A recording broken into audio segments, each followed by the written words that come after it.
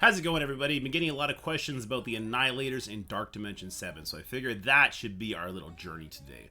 We'll take the three new piece into Dark Dimension 7 to see how they perform. I'll quickly talk about Ultimus. I'm hearing amazing things for him in the Mythic section. I'll try him out there too once I eventually dig my way to that one. His mind control and his basic is gigantic. The speed bar that he gets from all the taunting enemies in the Mythic section is huge, and then when he gets a kill, filling the speed bar is also coming in clutch. So yeah, Ultimus over Doom Dorm seems to be the best fourth pick now, even though I think he's just as expensive as they are. Surfer, I won't be bringing Surfer in. I don't want a Gear Tier 19 Surfer. His rework was pitiful. It wasn't enough. Like, they didn't even bother to put defense down on the primary target on his special. It was always weird they didn't do that to the primary target, and they didn't fix that. The ultimate, I mean, look, the ultimate would have been interesting if, say, it put vulnerables on everybody or something like that. They didn't touch it. And so, like, it's cool it clears charge, but Gore is doing that anyway, so I guess GG Surfer, get out of here. I don't know what to say. And I believe he's a 4-piece, right? He's pretty expensive. 72, so yeah, that puts him at 4. Yeah, he would have needed those fixes on his two abilities I talked about. Plus, I think he would have needed to be boosted up to like 129 or 130 speed for me to consider using him into the modes. I think now that Thanos Endgame is in the game, he'll be getting subbed out from the Crucible team that is protecting Skrull. In War, I think he'll be getting subbed out for characters like Dorm and Mephisto on the defensive side.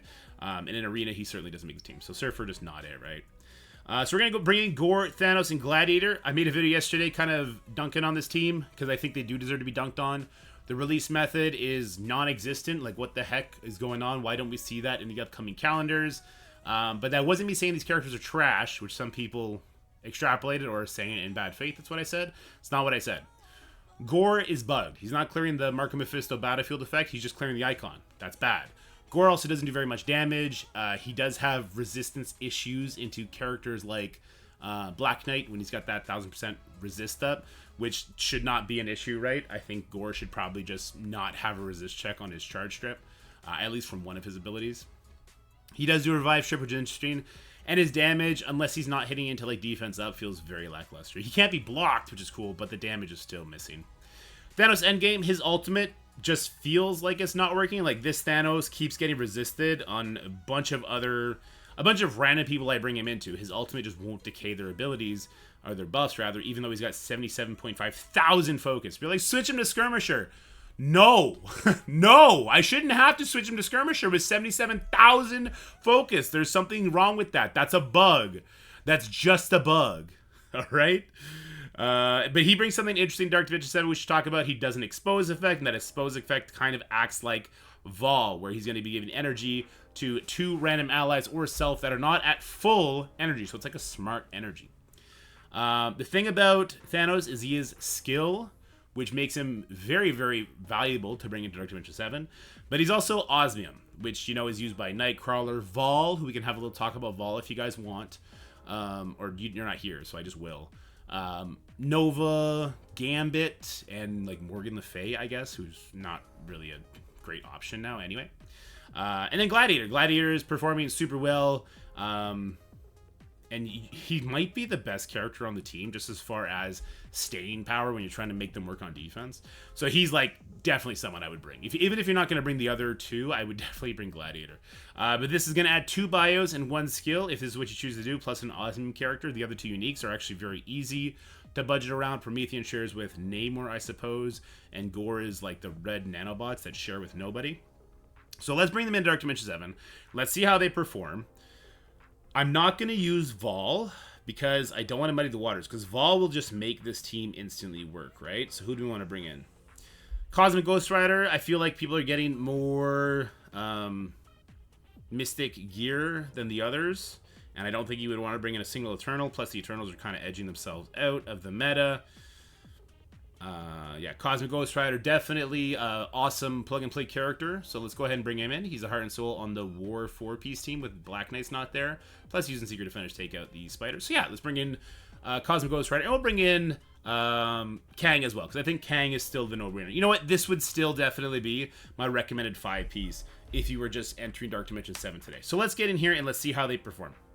Now, the Vahl, Eternals, Kang, and Photon team I brought in, I accidentally one-shot the nodes. I don't think I'm going to accidentally one-shot these nodes. I don't think I care for that either at this point, though. I'm not going to say Vahl's out of the meta, because we'll look at a little bit of raid footage. Not a whole raid lane footage here, but I'll show you some footage that I did gather over the last couple days, or that I've been playing around with. So I don't think she's necessarily out of the meta yet, but eventually she will be with Night Stalkers, and then maybe Odin brings her back. There's so much questions we have. Anyway, I digress. Sure, let's get all these flippies. We are hitting to the exposed. It's over there on the Black Knight, so that's cool. We're getting energy. Thanos will definitely be ulting next turn. The other guys are going to be getting their energy back, which is cool as well. We hate those slows. So, for what it's worth, the other team at this point would have killed this wave. But we don't build for Dark Dimension efficiency. At the end of the day, if bringing these three guys, these three new guys with Kang and Cosmic Ghost Rider costs you a couple extra attacks, I think that's just fine. I think that's acceptable because, again, they are the arena meta. They have great use in Crucible and War on the defensive side. Maybe we'll find some use for them on the offensive side as well, hopefully. Did I just kill my Kang? That might have been a big mistake. Ah, Kang will heal up. He's got an OP passive, right? Oh, this sucks. We'll just basic here. I don't want to use the ult on nobody. Alright, so I mean, the damage is pretty good. Now, these are 6-star characters, so let's try and imagine what this would be like if these were 3-star characters. The damage would be a lot less. Kang would still be carrying it for sure. Look at that heal Kang just did, thank God.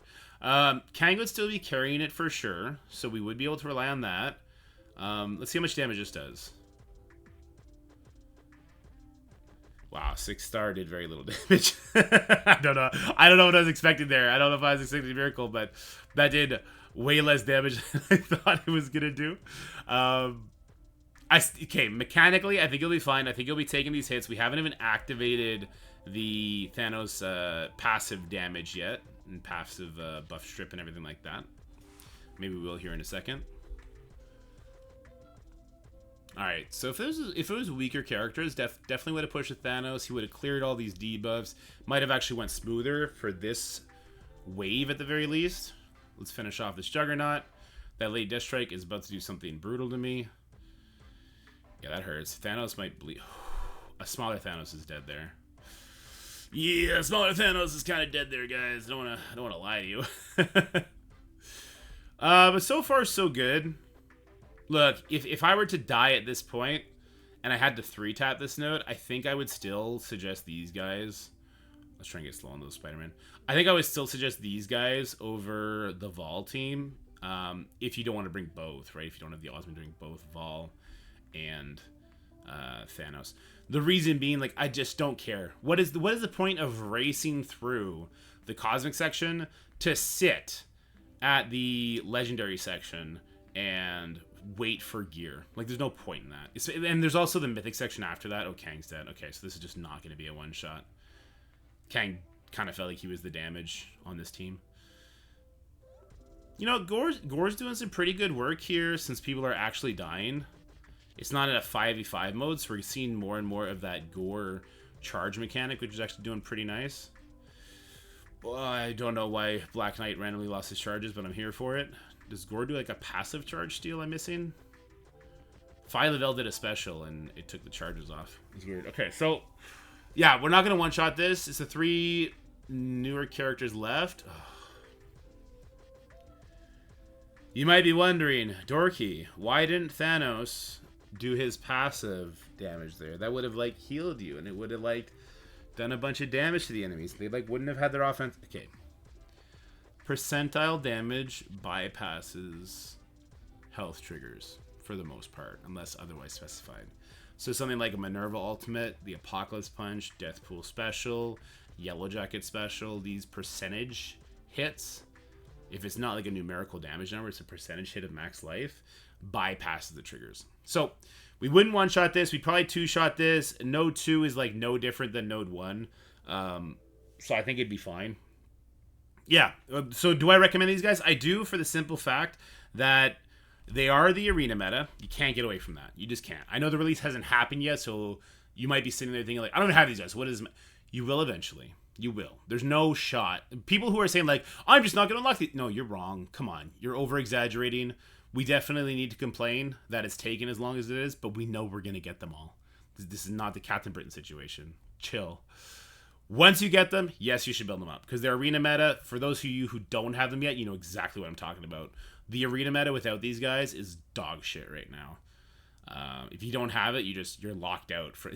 If you don't have Gladiator and the people above you have Gladiator, good luck is what it comes down to, right? So you do want to build this team up.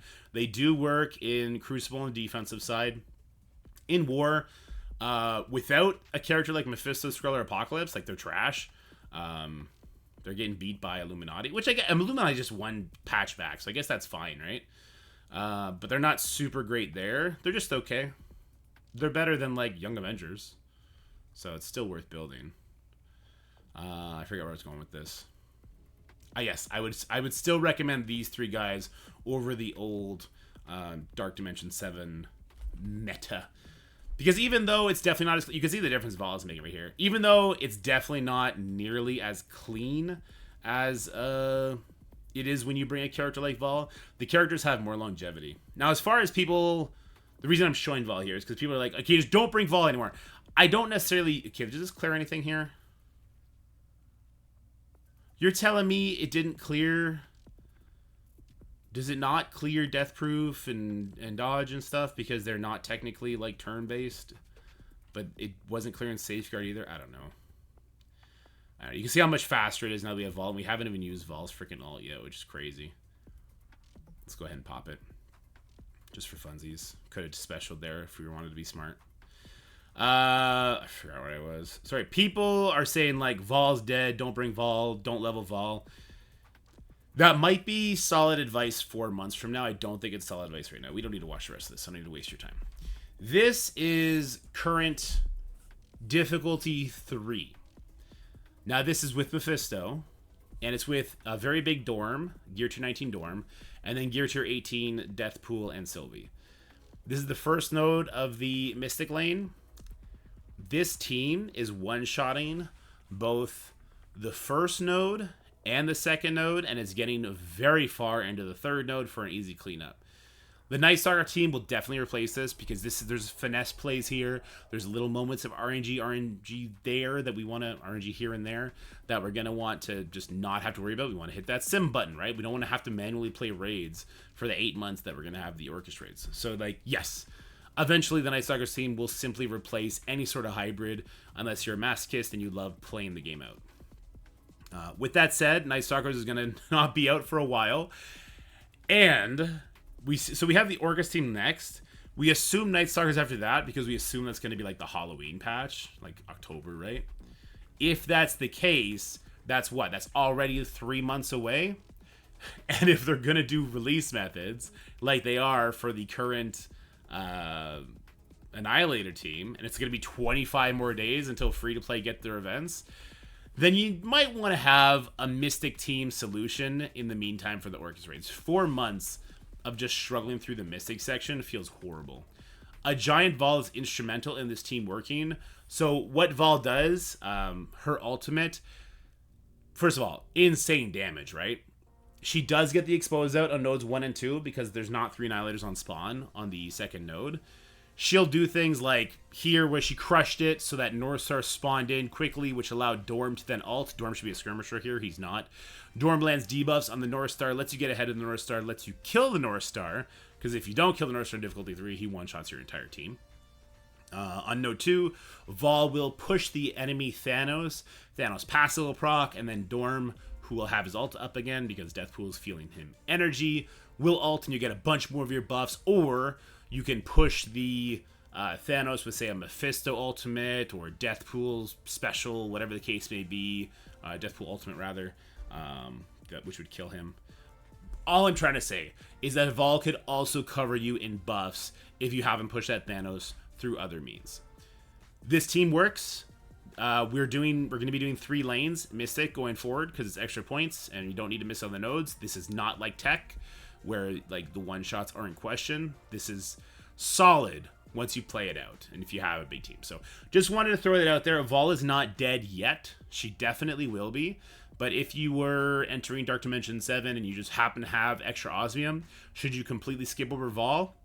I'm not sold on that yet. And also, when Odin comes out, if you get an expose out there, and you have, let's say you have Thanos and Vahl on a team with Odin, every time an enemy takes a turn when Odin is charged, he hits the enemies. And so he'll hit those exposes, which would activate both Vahl's expose and Thanos expose to fuel energy to Vahl and to team members that are not at full energy, right? So, I don't know if Vahl's going to be truly dead out of the meta when Odin comes, because he's going to attack so fast, so often. He might race Vahl to a second turn where she does her ultimate. Food for thought. This is just like a mental theory playing out in my head, but I think that is a world that we could live in, which would be interesting. But the topic of this video was about the Annihilators in Dark Dimension 7. Yes, I think that they performed fine. Not as good as the last meta, even at 6 stars, but I don't care. Because I don't care to clear Dark Dimension 7 in one shot on the Cosmic nodes, because then I just end up sitting there on the Legendary nodes, either waiting for characters, or I'm ready on Legendary, and Old Man Logan walks through everything, and then I'm sitting there waiting on the mythical characters. Because they're very expensive. Anyway, let me know what you think about this video. Let me know what you think about their use in Dark Dimension 7. Hey, if you've brought them into Dark Dimension 7 already and you have less than 6 stars, please do the community a favor and let us know about your experience in the comment section so people know a more realistic outcome when they eventually get these characters, if they were to bring them in Dark Dimension 7. I know on my baby account, I did Vahl before I knew that the Annihilators were going to be existing, but I will be bringing in Gladiator and Gore. I just won't have Thanos to pair with them, unfortunately. But yeah, guys, hope you enjoyed this video. Hope you have yourselves a wonderful rest of your weekend, and I'll see you guys next time. Bye. That's it for the video, guys. I hope you enjoyed it. If you did, make sure you like, share, and subscribe. Stay happy, healthy, have fun, and I'll see you in the next one.